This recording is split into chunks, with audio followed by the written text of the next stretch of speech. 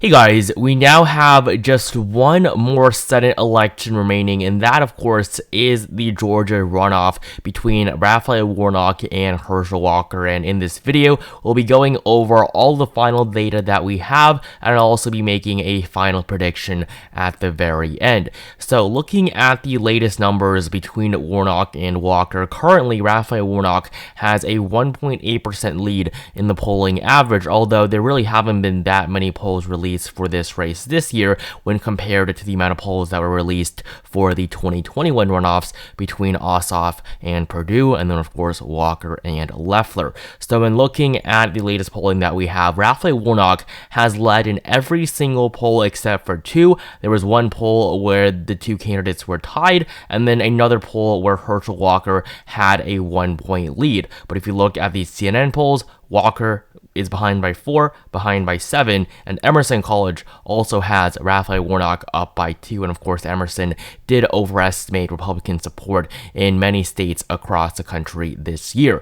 And so this final Georgia election is not going to matter as much as it would have if Democrats had lost Nevada. If Adam Laxalt defeated Catherine Cortez Masto, the Georgia race would be the deciding election, making it much more important for both parties. But because Democrats were able to hold onto their seat in the Silver State by a tilt margin, Democrats are going to win the Senate majority anyways. Chuck Schumer is going to remain the majority leader, which means that even if Republicans win Georgia, nothing is going to change in terms of which party is in power in the upper chamber. But a victory for Democrats in the Peach State really is very, very important. First of all, it'll lessen the power that Sinema and Manchin have on the Senate Democratic Caucus. And also, looking at 2024, the map is very unfavorable for Democrats, even less favorable than this 2022 map, which means that Democrats are going to have to win every seat they can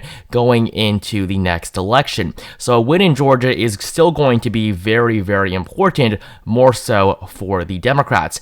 And so when looking at the general election results, we saw a terrible showing for Herschel Walker. He only won 48.5% of the vote. Raphael Warnock captured 49.4%. And so when looking at the regular race polls, we saw that Walker was up by 1% in the final polling average, and this was actually pretty good for Republicans, as Herschel Walker was behind for practically the entire election cycle from July onwards. But in the very end, Herschel Walker was able to take the lead. But like in many other states across the country, Republicans were definitely overestimated, and so Raphael Warnock did quite a bit better than what polling had suggested. But the polling was still relatively accurate when considering that a 2-point margin in terms of the difference, it really is not that big. So Chase Oliver 2.1%, that's what caused this runoff. Raphael Warnock was 0.6% away from the 50% that he needed. And when comparing the results of Walker to every other statewide Republican, you'll see that Herschel Walker was really a terrible choice by the GOP. So here are all of the Georgia races. Herschel Walker wins 48.49% of the vote. Everyone else won a majority. Brian Kemp, 53.4%. And if you look at the other statewide races, Lieutenant Governor Jones, 51%, Attorney General, 52% for Carr, Secretary of State Brad Raffensperger winning 53%. Every other Republican won a majority, all of them except for Herschel Walker. And of course, Herschel Walker was a Trump-endorsed candidate, really the only major Trump-endorsed candidate that ran for a statewide race in Georgia. And that just goes to show you the negative impact that the former president has had on the GOP showing this midterm cycle. And so when looking at the polling for the last election, you'll see that polling in Georgia really is very, very accurate, and that's why this 1.8% margin right now for Raphael Warnock is so significant. So we had two races in 2021. First, of course, Warnock versus Loeffler. This was the special election. Warnock won that special election, which is why he is up for election again in just 2 years. And then we had the regular election between Jon Ossoff and incumbent David Perdue. So looking at the polls for the two races, Ossoff was ahead by 1.8%. In the very end, he would win by a margin of 1.2%. And then for the runoff election, Raphael Warnock led by 2.1%, and he would win by a margin of exactly 2%. So Warnock, of course, outperformed Jon Ossoff. David Perdue was the stronger candidate, as Loeffler was only appointed by Brian Kemp a year before the election took place. And so the polling that we have for the race this year will probably be relatively accurate, and that's why Herschel Walker is in such a terrible position. He was already overestimated in the first round, and the same thing is probably going to happen again, because I do think that Warnock is going to win by a margin over 2%. If you look at the early voting numbers, they really are very, very good. Already, over 1.8 million people have voted early. This really is a very high number. 2.5 million was the amount at the same time for the 2022 election, the general election.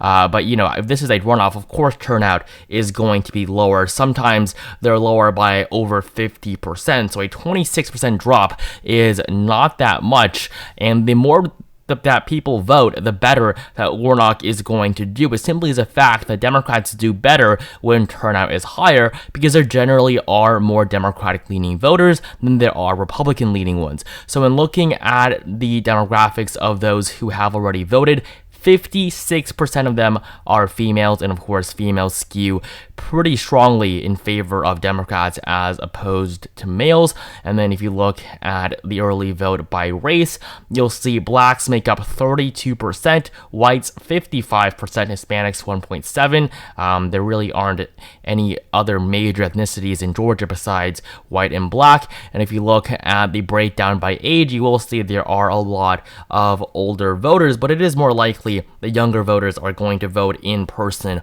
on election day, as it is easier for them to get to the polls than for somebody who is much older. So in looking at the early numbers, they are good for Warnock, and they do point to a high turnout election, which is what won Warnock and Ossoff the races just 2 years ago. And we also have the betting markets that are currently predicting a very strong victory for Raphael Warnock, so we'll take a look at that as well. The odds for Warnock really weren't that high going into the election in November, just 1 day before the runoff.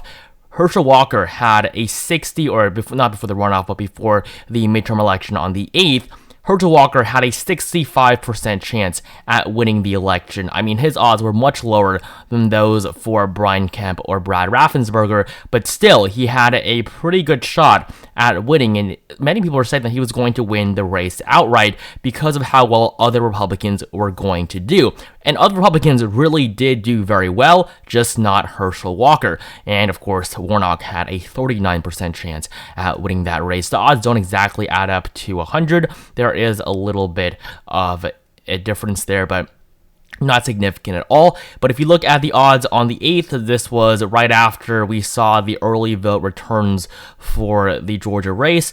The odds for Warnock shot up to 63%, and they continue to go up even into mid-November. And of course, as we now enter December, Raphael Warnock has an 89% chance of winning. And when looking at the betting markets, this really is very, very significant. This is a 9 in 10 chance for Raphael Warnock to win his re-election to a full 6-year term. And if you look at the map overall, all the other races, of course, have been decided, but Georgia is a solid blue state according to the odds. Now, the betting markets were wrong in many races in the general election, but they were wrong in the way that they skewed results in favor of Republicans. The GOP was favored in Pennsylvania. They were favored in Arizona almost at one point. Of course, Mark Kelly did take the lead at the very, very end. And the Republicans were also favored in Nevada, and they were pretty close to gaining the lead in New Hampshire as well. And so if the same thing occurs again, we'll see a pretty solid victory for Raphael Warnock in just 2 days. We also have my forecast here. So this is my own prediction model, and it currently has Georgia as being tilt Democratic. The forecast score is 9. You can read more about that on the website paelectionhq.com. If this number went up to 15, it would be a lean Democratic state, but right now it is tilt simply because there are many factors weighing Warnock down. But if you do look at, of course, the polling, very, very good for Warnock right now. He's at 49, or he's actually over 50% right there. The polling average 50.4, Walker 48.6. So Raphael Warnock does already have a majority when looking at the polling, and his numbers are probably going to go up even more when the undecided voters skew in favor of the incumbent Democrat, as the incumbent undecideds typically do skew in favor of candidates who are already in office. If you look at fundraising, I mean, Raphael Warnock has destroyed Herschel Walker. This is a very high-stakes election. Warnock is not going to raise as much as he did in 2021, but that race was much more important, as it did eventually give Democrats the majority. Of course, the race with Warnock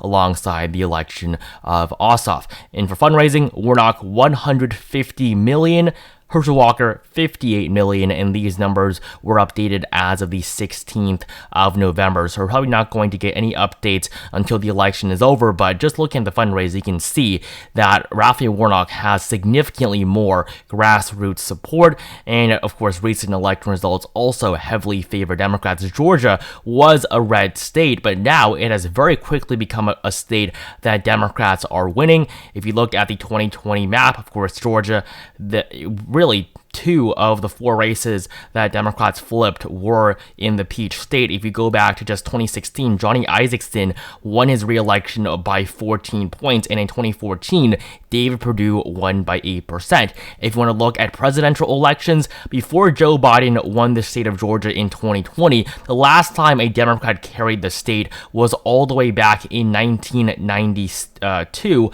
and every single Republican, with the exception of Bob Dole in 96, won Georgia by at least a lean margin. So Georgia very, very quickly has become even bluer than North Carolina, a state that Democrats won in 2008, and a state that Democrats always try to win, putting hundreds of millions of dollars into the Tar Heel state, but they rarely ever succeed. And so Georgia has actually become much more promising for the Democratic Party, as the black vote is now coming out more than ever.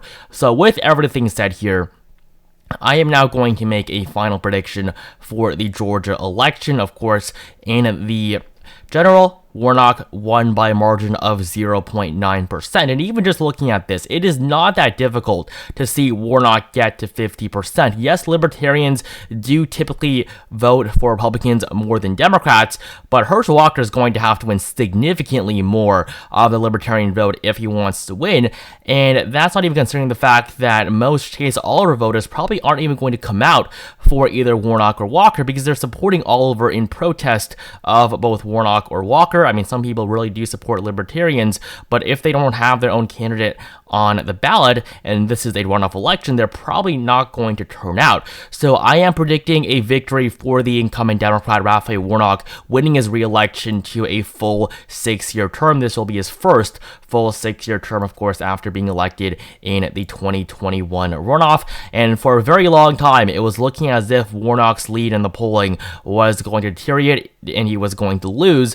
But at this point, things are looking very, very good. Herschel Walker has no momentum behind him. He has not been strong on the campaign trail, and he just has way too much baggage that has been exposed over the last 2 years. Herschel Walker would have been a much better candidate if he didn't have so many personal problems and if he wasn't so terrible of a speaker. So really, he was going to lose from the very beginning. Donald Trump endorsed Herschel Walker before he even entered the race, before he even announced anything. Donald Trump basically was the one that pressured Walker into running. If Republicans had chosen any other more generic of a Republican, they probably would have done significantly better and would have had, I think, a better chance at winning when compared to the odds for Warnock if the GOP did indeed run a better candidate. I think that Raphael Warnock was not that difficult to defeat. He's running in a state that has been Republican for decades before 2020, and so in a year like 2022, it really shouldn't have been that difficult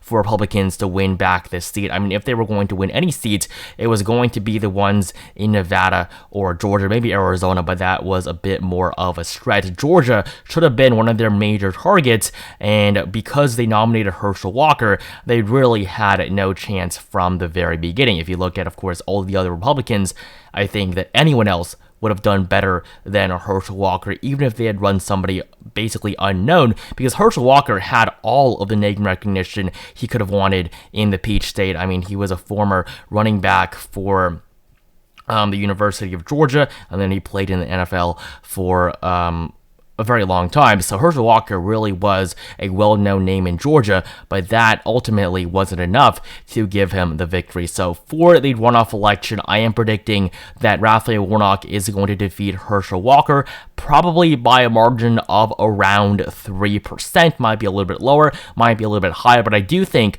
that Warnock is going to do better than he did in 2021 against Kelly Loeffler, where he won 51% of the vote. But it will be a very incremental increase, but Democrats will be taking another step in the right direction as they continue to expand their support in the state of Georgia. So this is the map with the margins, and so filling in the final race with my prediction, Georgia is going to be a lean Democratic state, being the third one out of all the races we've seen for the Senate in 2022, the others being Pennsylvania and Arizona. They're very close to being likely Democratic, but the margins were just under 5%, and of course the closest race of the year was Nevada, Catherine Cortez Masto winning by 0.9%. So we had very many close races. Georgia is going to be another one, but just looking at the momentum that Warnock has, he really is going to be very, very difficult to unseat. An 89% chance that he does indeed win. I expect these odds to go up even higher for Warnock over the next 2 days. Of course, Obama has been in Georgia campaigning with him, while Donald Trump has actually said he's not going to campaign with Herschel Walker on the trail. I think that's very, very good for the Walker campaign, but the damage has been done. Raphael Warnock is going to win. That's my final analysis for this race. You can check out my election night prediction. That's basically the most recent video on my channel besides this one, and I'll put a link pinned in the comments as well, so you can check that out if you haven't. Thank you guys so much for the support over the last 6 months. So this is going to be the final election of the 2022 cycle, capping off the midterm. So thank you guys again so much for watching this video. Subscribe to my channel if you haven't. Liked this video down below if you enjoyed it. Comment down below who you think is going to win between Raphael Warnock and Herschel Walker, and I will see you guys in the next video, where we of course will be diverting our attention to the 2024 general election.